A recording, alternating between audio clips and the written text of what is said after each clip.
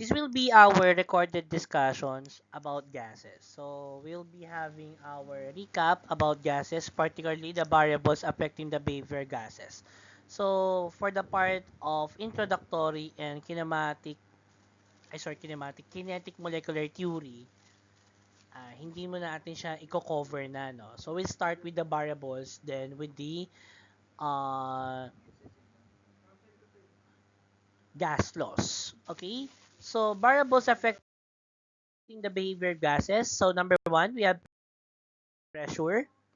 So pressure is defined as a perpendicular force exerted on a unit area.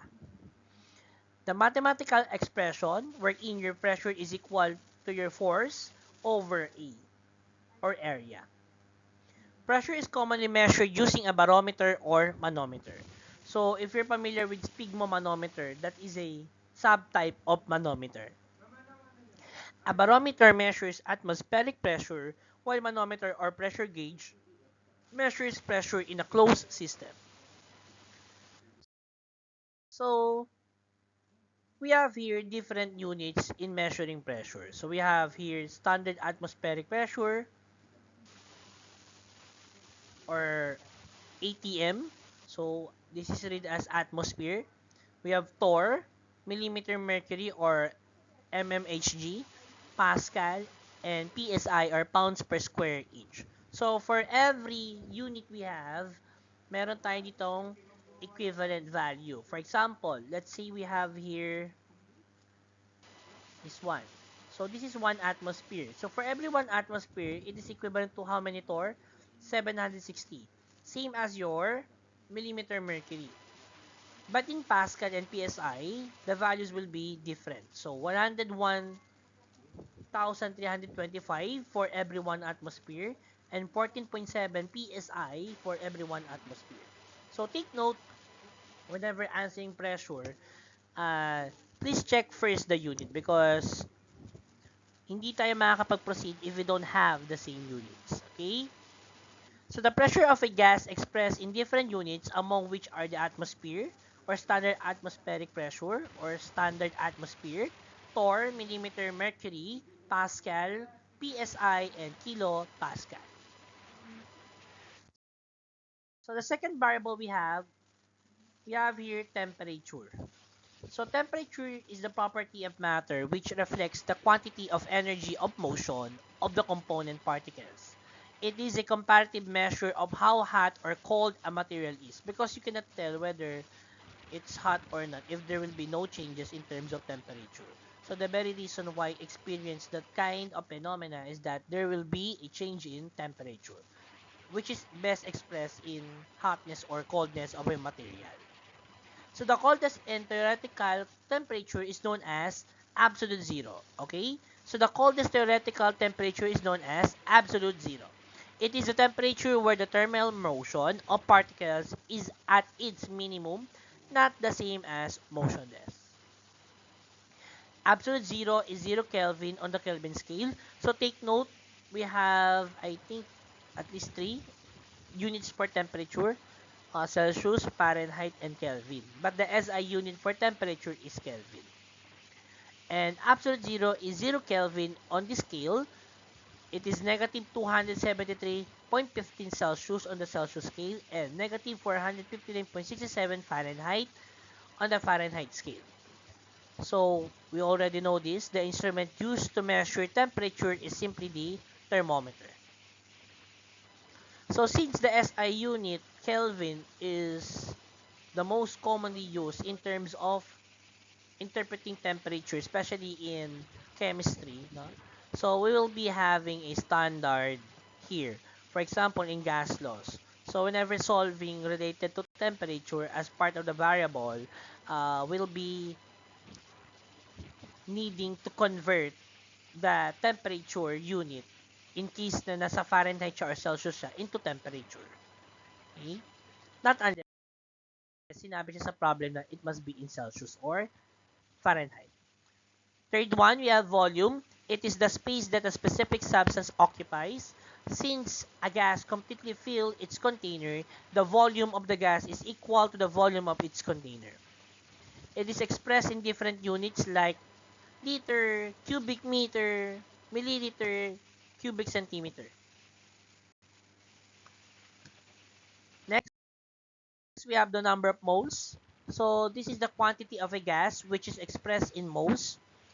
For us to differentiate it from previous value, also the same name, which is yung number of moles niya, its unit is given a symbol of small letter n instead.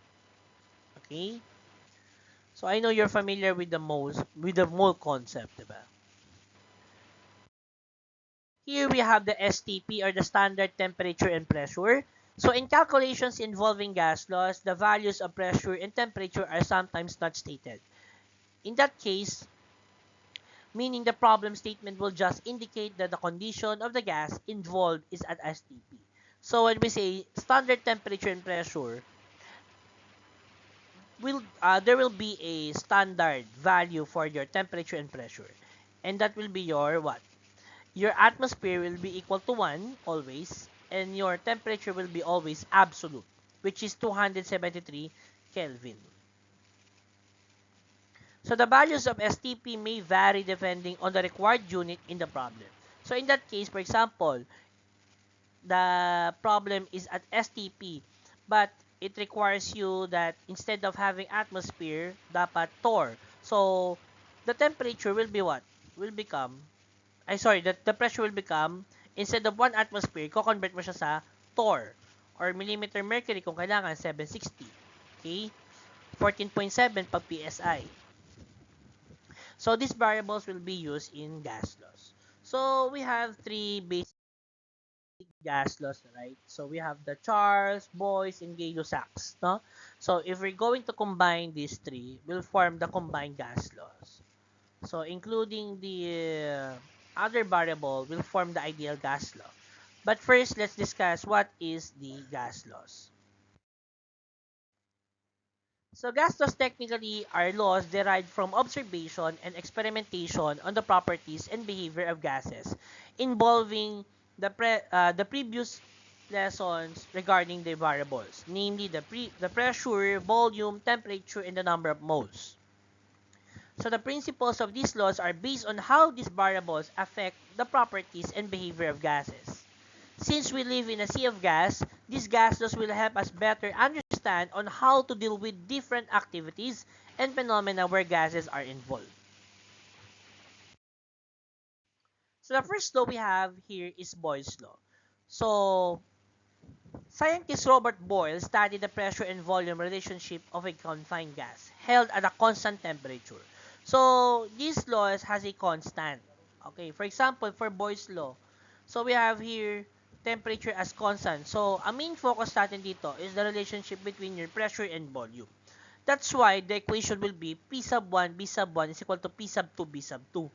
So he studied the effects of pressure to the volume of gas in the sealed end of the tube by adding mercury on the open end of the tube. So this is best explained using this equation, wherein your pressure 1 and volume 1 is equal to pressure 2 volume 2, or P sub 1 B sub 1 P sub 2 B sub 2. So medyo madali po ang gas loss. Bakit? For example, if we're going to find the value of our pressure 1, we need to isolate this by dividing both sides by what? By B sub 1. As simple as that. Okay? Okay, so in case na, kung wari, volume 2 ang nawawala. So, divide both sides by what? By P sub 2 to isolate. So, ano magiging equation nyo? E di P sub 1, B sub 1 over P sub 2. Kung wari, volume 1 naman. O, divide both sides by P sub 1.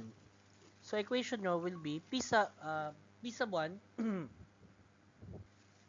So, your equation will be B sub 1, is equal to P sub 2, B sub 2 over P sub 1. Ganun lang po siya. So, same rule applies to the other gas laws. Okay, let's try one problem. So, a balloon with a volume of 2.00 liters is filled with a gas at 3.00 atmosphere. If the pressure is reduced to 0.500 atmosphere without a change in temperature, what would be the volume of the balloon? So, take note, we will use the GRESA technique here So, given required equation, solution, and answer whenever we solve sample problems related to gas laws. Secondly, check the number of significant figures. So, to standardize our answers, we will imply the sig-fig ruling. So, a good technique will lead you to answers, no? So, for example, for this one, ang technique po dito is yung mga word na ginagamit. Sir, paano po namin gagawin na ma-identify kung sino ang unang pressure, pangalawang pressure, unang volume, pangalawang volume? So, simple lang naman. So, sa problem usually, kung sino unang nabanggit, yun yung pressure 1 or volume 1. So, if hindi man ganon, binabanggit naman po siya in other terms. For example, initial. Pag sinabing initial, una yon. That is your pressure 1 or volume 1. Pag sinabing second or final, that will be your volume 2 or pressure 2. Okay? Kapag sinabi natin yung term na reduce, ibig sabihin naman ng reduce, ano yun? Kaya, if the pressure is reduced to 0.500 atmosphere, ibig sabihin ng reduce, ito yung second value nyo. Ito yung una nyo kasi. Okay? Lagi pong ganun ang technique natin. Okay? So, let's try answering this one. So, GRESA format, anong given natin? For pressure 1, we have 3.00 atmosphere. For volume 1, we have 2.00 liter. Pressure 2, 0.500 atmosphere. So, required. So, ano po yung required natin kung ano po yung hinahanap sa problem? So, what would be the volume of the balloon afterwards? So, that will be our B sub 2. So, using the equation of Boyle's law, we will divide both sides by P sub 2 to isolate our required, which is B sub 2. So, the equation will be B sub 2 is equal to P sub 1, B sub 1 over P sub 2. So, simply substitute the values based on the given into our equation. So, our P sub 1 will be 3.00 atmosphere times 2.00 liters over 0.5 atmosphere. So, divide, same units, maka-cancel out. So, the answer will be 12.0 liters, adhering to the number of significant figures. So, that is simply our first gas law, the Boyle's law. Okay?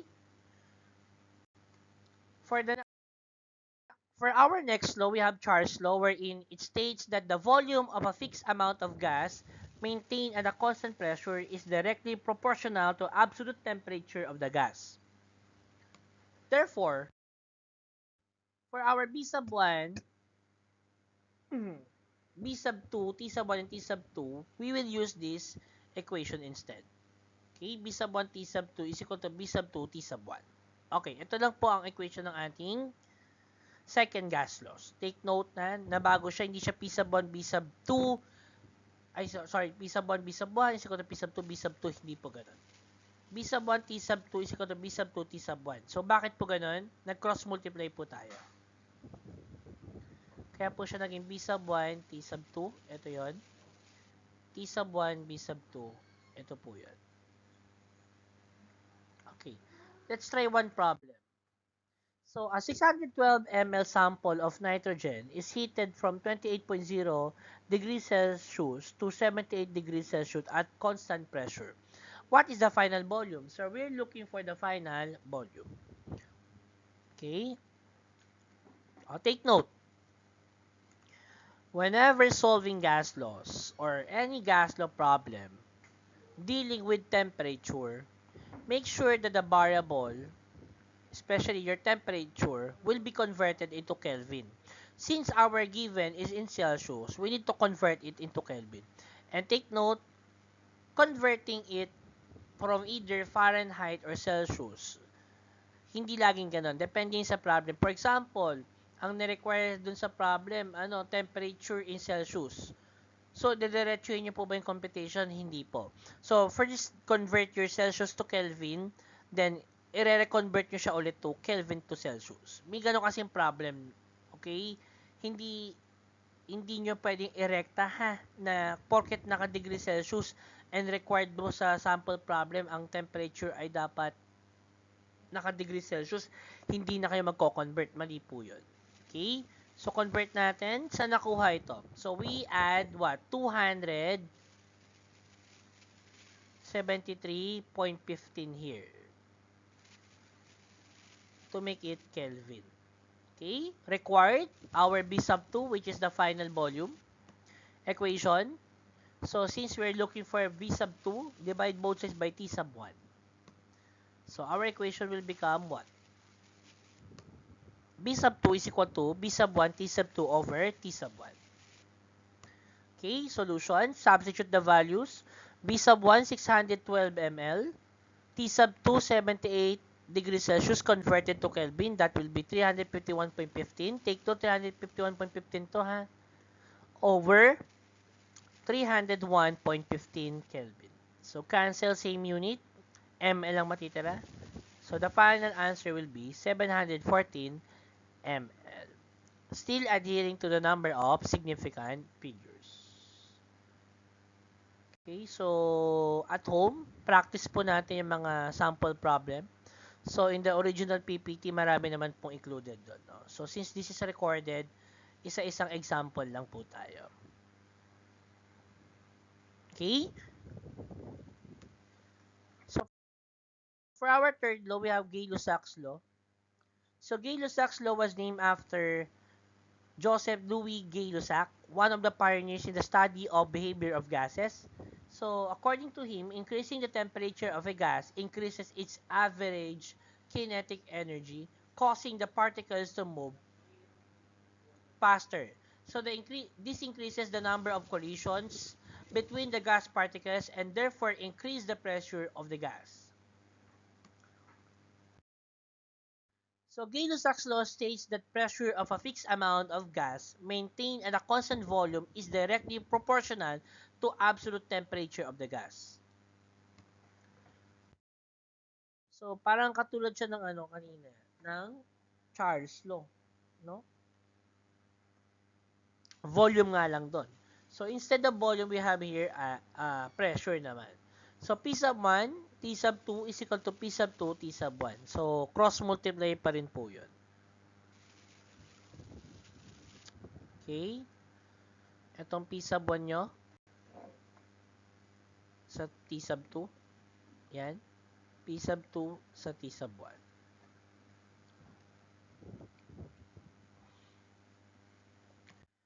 Okay, sample problem. So, a gas occupies a volume of 90.0 ml at 20.0 degrees Celsius and 681 torr. What temperature in Celsius would the pressure be at 771 torr if the volume remains constant? So, given muna tayo. Pressure natin, 681 torr. T1 natin, 20 degrees Celsius. P2 is 771 torr. So, again, i-convert nyo yung temperature from Celsius to Kelvin by adding 273.15. Okay? Sir, but sabi sa problem, at what temperature in degrees Celsius? Do we still need to convert it into Kelvin? Hindi pwedeng diretso? Hindi nga pwede. So, i-convert nyo muna, then i-reconvert nyo lang kung ano yung makuwang sagot nyo. Okay? Magma-minus naman pabaliktad. Required, anong hinanap natin dito? At what temperature in degrees Celsius? That will be our what? Second temperature. Okay? So, equation. So, P sub 1, T sub 2 is equal to P sub 2, T sub 1. So, since we're looking for T sub 2, divide both sides by P sub 1. So, isolate T sub 2. So, T sub 2 is equal to P sub 2, T sub 1 over P sub 1. Okay? So, substitute the values. So, for T sub 2, so, yung P sub 2 natin, 771 torr. T sub 1, 293 yan, 0.15. And 681 torr. Same unit, cancel. Then, this will be your answer. So, not yet, kasi i-convert mo siya sa sa degrees Celsius. Okay? So, magiging 58.7 degrees Celsius siya by subtracting the 273.15 Kelvin. Okay? Okay, no? So, recall. So, for Boyle's law, we have here pressure and volume as our variable. Again, this law states that the pressure of a gas is inversely proportional to its volume when temperature and number of moles are constant. Okay, for Charles' law, this states that the temperature of a gas is directly proportional to its volume when pressure and number of moles are constant naman. And lastly, we have Gay-Lussac's law. So this states that the pressure of a gas is directly proportional to its temperature when volume and the number of moles are constant. Okay, so now we have here the combined gas law. So this combines the three gas laws, the Boyle's law, Charles' law, and Gay-Lussac's law. So the law states that the volume of a certain mass of gas is inversely proportional to its pressure and directly proportional to its absolute temperature. So we have here this formula, P sub 1, B sub 1, T sub 2 is equal to P sub 2, B sub 2, T sub 1. So kung napansin nyo, mas dumama yung variables natin, we have 3. Okay? Sample problem tayo dito. So a certain gas occupies a volume of 511.0 ml at 27.0 degrees Celsius and 740.0 torr. What volume will it occupy at STP? So again, wala naman nabanggit sining initial or final, we will now assume that the mentioned values are the first variables. Okay? For example, for our pressure 1, that will be our 740 torr. For our volume 1, that will be 511 ml. And for our T1, that will be 27 degrees Celsius. So, yung STP, again, so may value siya, di ba? It corresponds to the standard temperature, which is 1 atmosphere. Okay? Your pressure pala. And your temperature will be 273 Kelvin. So, converting the Celsius into Kelvin, kasi practice natin yung kapag gas laws. So, sir, nalilito kami minsan 273.15. So, mas tama talaga yung 273.15. So, para wala na lang butal, 273 na lang. So, whenever answering gas law problems na lang, so, during GA or exams, so, please answer it using the 273.50 value, yung mas kompleto, instead of 273 lang. Okay? So, how about fourth pressure? So, since we have 2 units per pressure, we have P sub 1 and P sub 2, magkaiba sila. So, since naka-STP to, dapat po ang susundin natin ay atmosphere. So, paano po siya naging 0.974 atmosphere? So, we have the previous discussion regarding to the value of atmosphere. So, our atmosphere is equivalent to what? How many torr? K, 760 torr. So, we can make the 740 torr into atmosphere by what? Dividing 740 torr by 760. So, magiging 0.974 atmosphere na siya. So, here, ang inaanap natin is your volume 2 equation. So, since we're looking for volume 2, we need to divide both sides by P sub 2 and T sub 1. Okay, cancel. Cancel. So, this will be our final equation. For our solution, simply substitute the values. Okay. Cancel, same unit. Matitira po yung hinahanap nating ml. So, the answer must be based on the number of sig fig, and that will be 453 ml. Okay. Another problem. So, a 15.00 liter sample of air is at STP. What would be its volume if its pressure is decreased to 600.00 millimeter mercury and its temperature is doubled? Okay? Given. Kasi STP nga, di ba? Temperature nyo, 273.15. Okay? Sorry, ano yan, Kelvin po yun ha. Nagpatong lang. Pressure to 600.00 mm mercury. Okay. Sir, saan po galing yung 546? Di ba nakaano ka nga? Temperature ka, no? May STP ka. Nabanggit dyan, di ba? Pero sabi kasi double. So, pag dinoble natin yan, compute natin. 273.15 times 2. So, tama. 446.30. Doon po nakuha yan. So, ang hinahanap natin dito is yung volume 2. So, again, we need to convert the millimeter mercury by dividing by what? 760. Kasi naka-atmosphere STP tayo. Okay? So, susundan natin yung unit ng STP na atmosphere sa pressure instead of millimeter mercury. Okay? So, volume 2 ang hinanap natin. Divide both sides by P sub 2, T sub 1. Again. Substitute the value. Okay? Cancel same unit. Okay. So, the final answer would be 38.02 liters based on the number of significant figures. Okay, so please practice these problem sets na lang sa bahay, no? Kasi medyo marami talaga siya, no?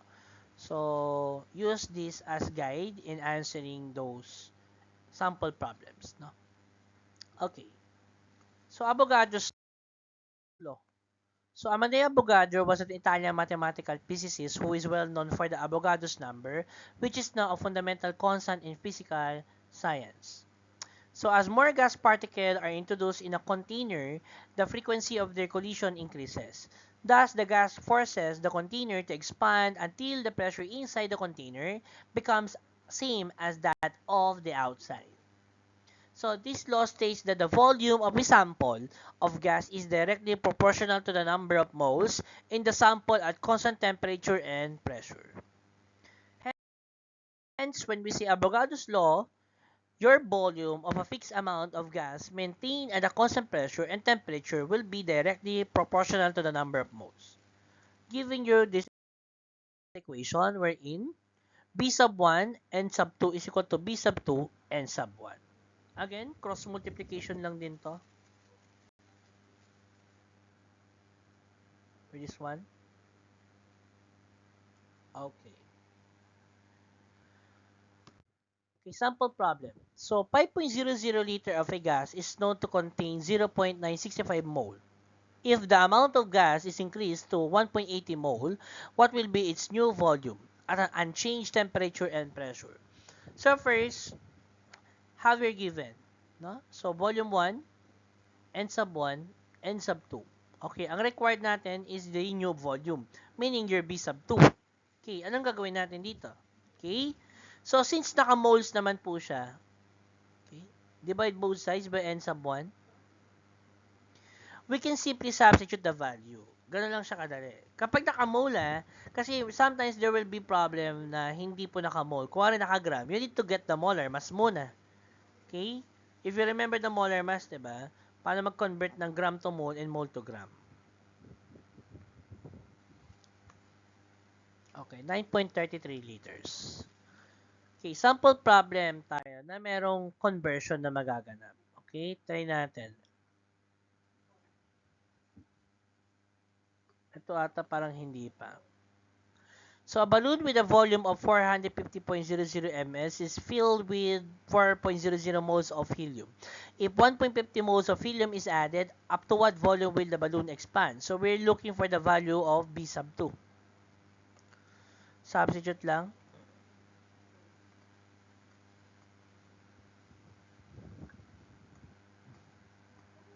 Ganun lang kadali.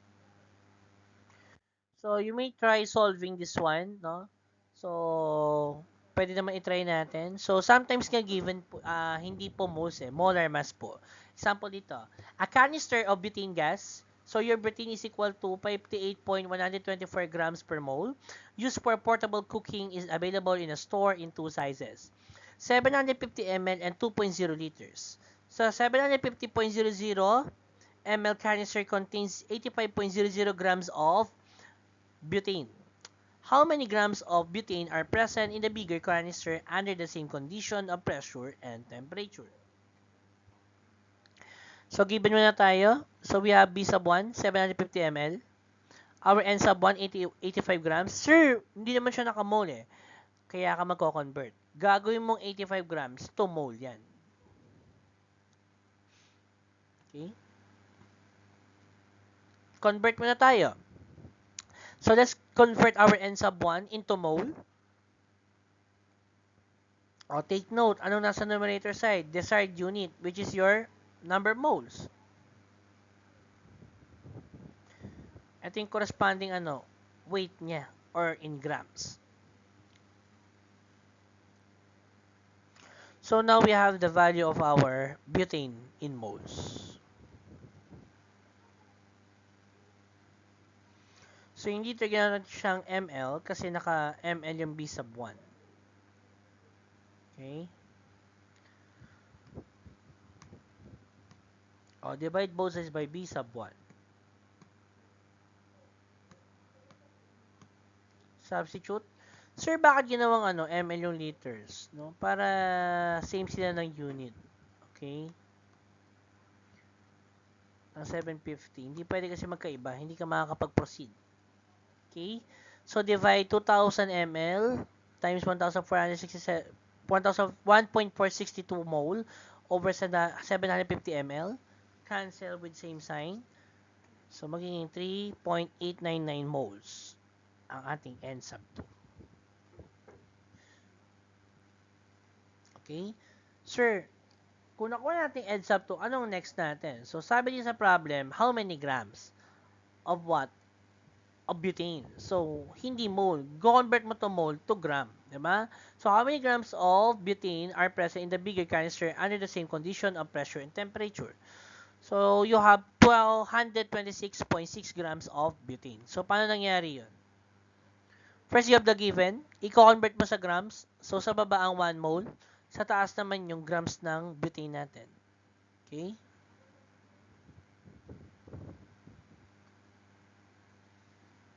$58 yan guys ha. Typo lang yan.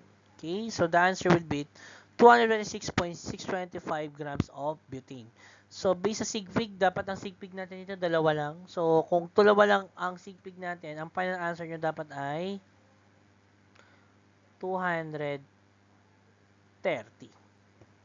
Okay? Kung sigpig ang basihan. Gawa ng 2.0 liter at 750 ml. Okay?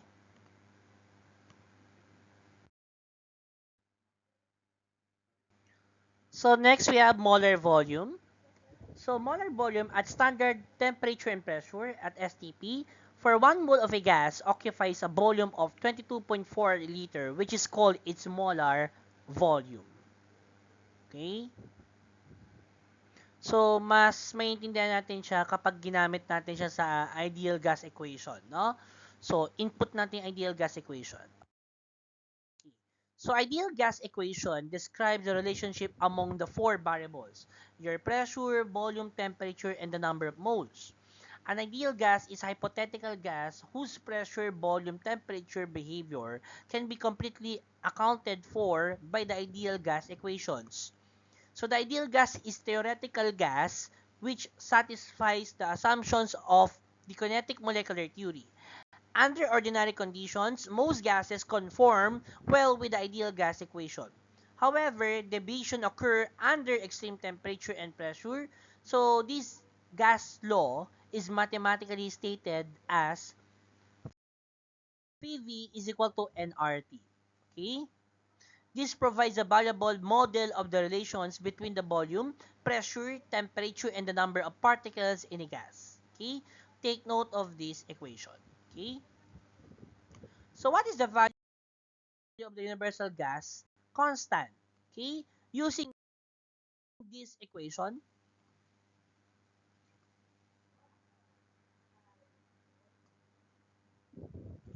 your universal or your constant here is equal to what?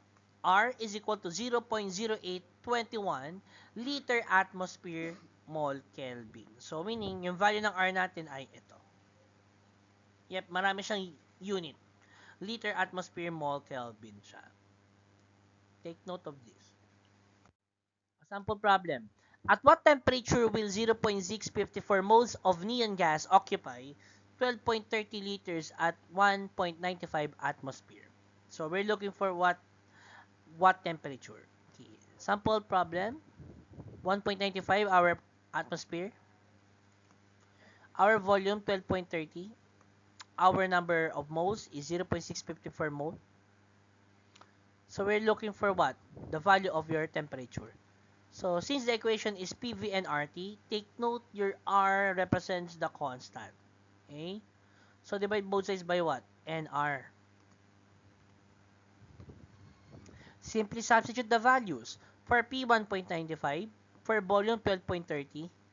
For number of moles, 0.650 per mole. And for our R, which is the universal constant, that is 0.0821 liter atmosphere mole Kelvin. So simply cross out, cancel the sign, the same unit, atmosphere,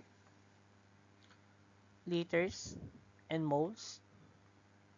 Natira Kelvin for temperature. So the answer should be what? 447 Kelvin.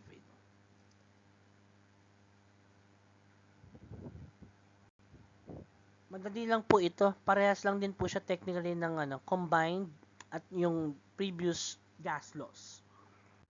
Mas marami lang yung variable.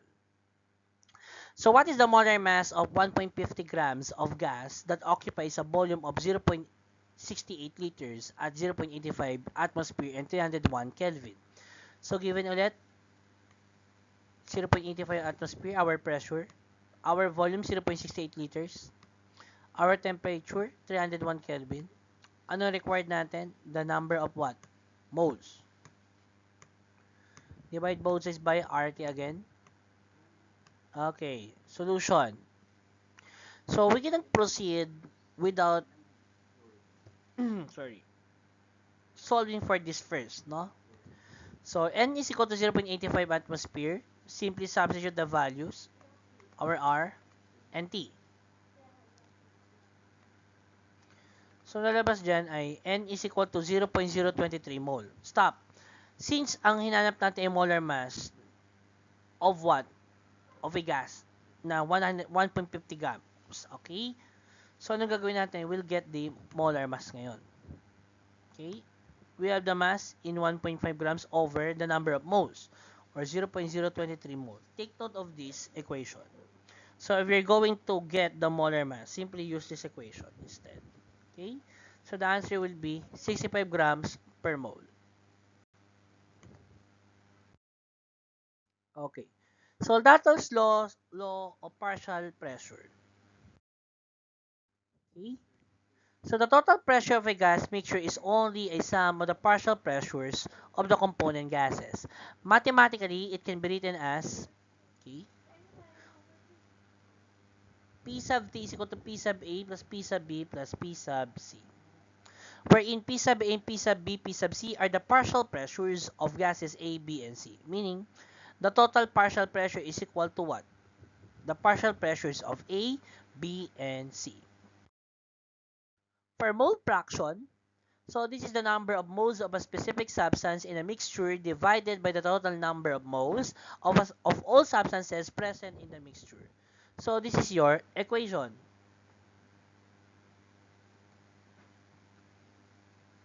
X sub A is equal to N sub A over N sub total. Take note that there are X sub A, mole fraction, N sub A, the number of moles of specific substance A, and N sub total is the total number of moles of all substances. Again, X sub A represents your mole fraction. Your N sub A here is the number of moles of specific substance. Substance A, kumbaga yun yung natin, kumbaga hinahanap. Sa N sub T natin or N sub total, the total number of moles of all substances. So how do we solve for the partial pressures of each gas in a gas mixture? So using the mole fraction concept and combining P sub A and P sub T equations, we'll get this equation. So the pressure of a gas in a mixture of a gases is the product of its mole fraction and the total pressure of the mixture. Take note of this equation. P sub A is equal to X sub A, P sub T. Sample problem. A gas sample whose total pressure is 1,512 torr. What are the partial pressures if the following component gases is 2.70 mole, 6.90 mole CO2, 8.76 mole of H2, and 2.98 mole of SO2? Okay?